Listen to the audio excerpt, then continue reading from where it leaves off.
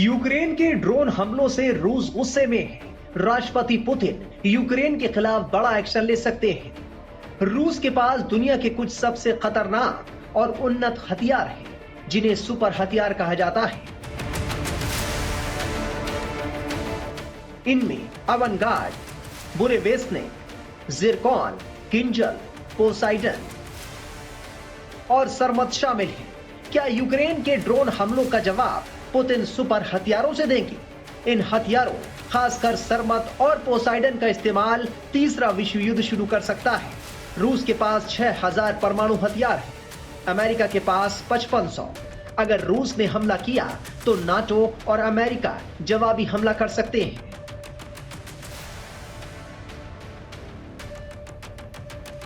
Putin की रणनीति है कि सुपर हथियारों को रखकर डर पैदा किया जाए।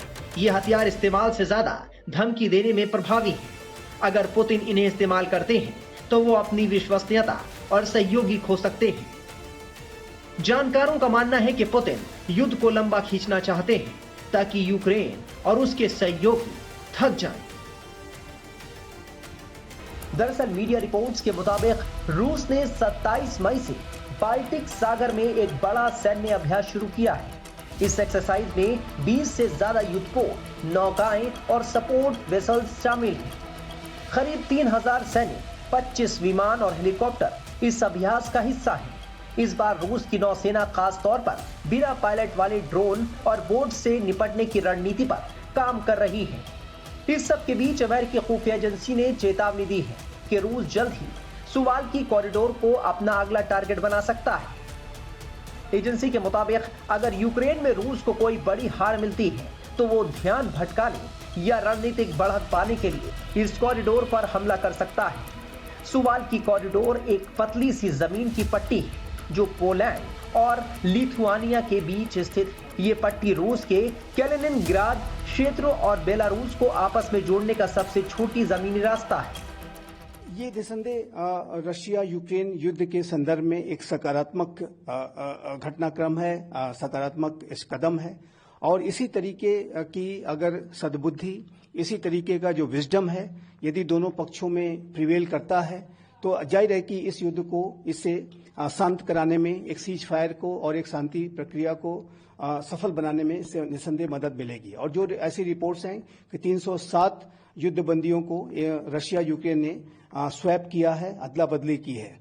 और लेकिन साथ ही साथ ये भी दिखाई देता है कि रशिया ने और यूक्रेन ने एक दूसरे के ऊपर हाल के समय में बड़े हमले किए। और रशिया ने अभी हाल के समय में अभी तक का इस रशिया यूक्रेन के युद्ध का फरवरी 2022 के बाद से सबसे बड़ा ड्रोन हमला भी किया, सबसे बड़ा एरियल हमला भी किया। और यूक्रेन ने भी रशिया की फोर्सेस को बड़े हमले के माध्यम से निशाना बनाया। तो ये युद्ध अभी भी जारी है और इस युद्ध को समाप्त होना चाहिए। अगर ये युद्ध समाप्त होता है तो ये न सिर्फ इन दोनों राष्ट्रों के लिए बल्कि पूरे विश्व के लिए एक अच्छी खबर होगी।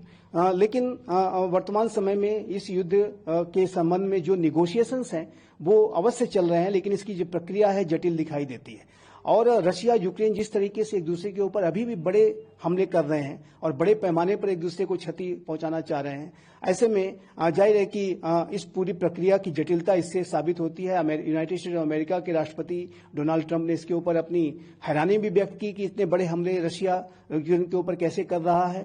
लेकिन जाहिर है कि दोनों देशों के बीच में अगर सद्बुद्धि से अगर ये राष्ट्र काम लेते हैं, विजडम प्रिवेल करती है, तो ये दोनों देशों के लिए अच्छा होगा और युद्ध के को शांत कराने में इससे मदद मिलेगी। और प्रिजनर स्वैप की जो डील है ये इसी दिशा में सकारात्मक कदम दिखाई देती है। इस कॉरिडोर की रणनीतिक अहमियत इसलिए है क्योंकि ये बाल्टिक देशों एस्टोनिया, लातविया और लिथुआनिया को बाकी यूरोप और नाटो देशों से जोड़ने वाला एकमात्र भूमि मार्ग है। अगर रूस और बेलारूस मिलकर इस पर कब्जा कर लेते हैं तो इन बाल्टिक देशों का बाकी नाटो से जमीनी संपर्क पूरी तरह टूट सकता है। ऐसी स्थिति में न सिर्फ इन देशों की सुरक्षा खतरे में पड़ जाएगी, नाटो के सामने एक बड़ा सामरिक संकट खड़ा हो सकता है। इससे पहले हाल ही में अमेरिकी राष्ट्रपति डोनाल्ड ट्रंप ने वेस्ट पॉइंट के दीक्षांत समारोह में अपने भाषण के दौरान रूस और पूर्व राष्ट्रपति बराक ओबामा के संबंधों को लेकर बड़ा दावा किया था। उन्होंने कहा था कि अमेरिका ने हाइपरसोनिक मिसाइल विकसित की थी जिसे विरोधियों ने चुरा लिया उन्होंने कहा कि पूर्व राष्ट्रपति बराक ओबामा ने रूस को हाइपरसोनिक मिसाइल की तकनीक दी है।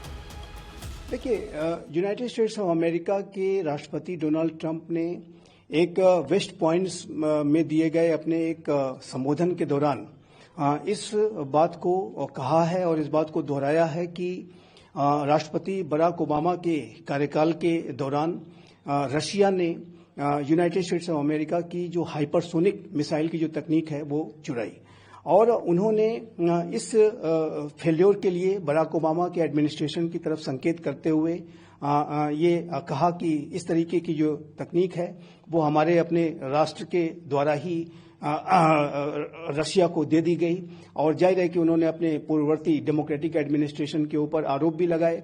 तो इससे स्पष्ट है कि डोनाल्ड ट्रंप का जो मेक अमेरिका को ग्रेट अगेन को बनाने का उनका जो विजन है, जो उनकी प्रखर राष्ट्रवादिता है और अमेरिका फर्स्ट का जो उनका अप्रोच है, उसकी वजह से वो इस तरीके के बयान देते हैं। हालांकि इस तरीके के जो बयान हैं उसके लिए क्या सबूत हैं कि ऐसे मिसाइल टेक्नोलॉजी की, हाइपरसोनिक मिसाइल टेक्नोलॉजी की चोरी की गई, इसके बारे में अभी ट्रंप प्रशासन को खुलासा करना है।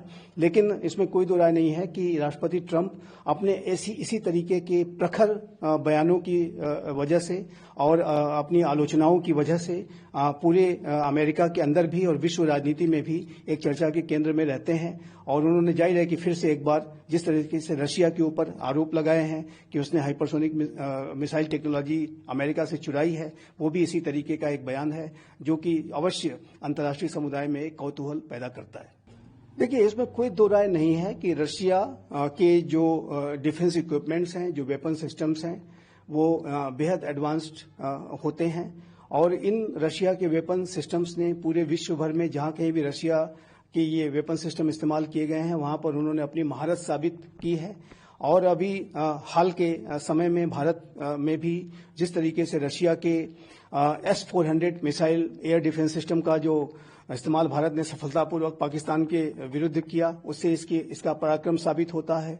जो भारत और रशिया के ज्वाइंट कोलैबोरेशन से ब्रह्मोस मिसाइल्स जो बनाई गई, उसने अपना पराक्रम साबित किया। और चाहे वो सुखोई विमान हो, चाहे वो अन्य कैटेगरीज के जो वेपन सिस्टम्स हों, उन्होंने अपने पराक्रम को दिखाया है। एडमिरल गोर्स्को, जो कि भारत के द्वारा INS विक्रमादित्य नामक एयरक्राफ्ट कैरियर के तौर पर इस्तेमाल किया जाता है, वो रशिया का बहुत ही पोटेंट एयरक्राफ्ट कैरियर रहा और जाहिर है कि भारत को बड़ा लाभ रशिया से मिला है। उसी तरीके से विश्व के अनेक राष्ट्र रशिया के वेपन सिस्टम में अपनी अभिरुचि दिखाते हैं और एक ऐसे समय में कि जब रशिया के ऊपर वेस्टर्न कंट्रीज ने बड़े सैंक्शंस लगाए हैं, ऐसे में रशिया अपने हथियारों के निर्यात के लिए बाजारों की तलाश कर रहा है और इन बाजारों की तलाश करने की प्रक्रिया में रशिया के राष्ट्रपति व्लादिमीर पुतिन अपने वेपन्स की जो महारत है, उसकी जो कैपेबिलिटीज हैं, उसको अधिक से अधिक प्रोजेक्ट करने की कोशिश करते हैं। और इसी प्रक्रिया में उन्होंने ये बयान दिया है कि रशिया के जो वेपन सिस्टम्स हैं वो बेहद कारगर हैं और उन्होंने इस बात का दावा भी किया है कि इसकी जो मांग है वो लगातार बढ़ रही है। और रशिया के वेपन सिस्टम्स में हालांकि उनका ये दावा अवश्य है, लेकिन एक सच्चाई भी है, एक रियलिटी है कि रशिया के वेपन सिस्टम्स में अनेक राष्ट्रों की अभिरुचि है। भारत तो अभी भी सबसे बड़े पैमाने पर रशिया के ही वेपन सिस्टम्स आयात करता है। तो ये राष्ट्रपति व्लादिमीर पुतिन का ये जो बयान है वो रशिया की जो डिफेंस कैपेबिलिटीज हैं, डिफेंस मैन्युफैक्चरिंग कैपेबिलिटीज, जो डिफेंस इंडस्ट्रियल जो बेस है, उसकी ताकत को ही दर्शाता है। बता दें कि रूस और यूक्रेन के बीच युद्ध विराम को लेकर बीते कुछ वक्त से चर्चा तेज है। अमेरिकी राष्ट्रपति डोनाल्ड ट्रंप ने खासतौर से यूक्रेन में युद्ध रुकवाने के लिए कोशिश की है। उन्होंने इसके लिए व्लादिमीर पुतिन और नेताओं से लगातार बातचीत की है और सार्वजनिक मंचों से इस मुद्दे पर बयान दिए हैं।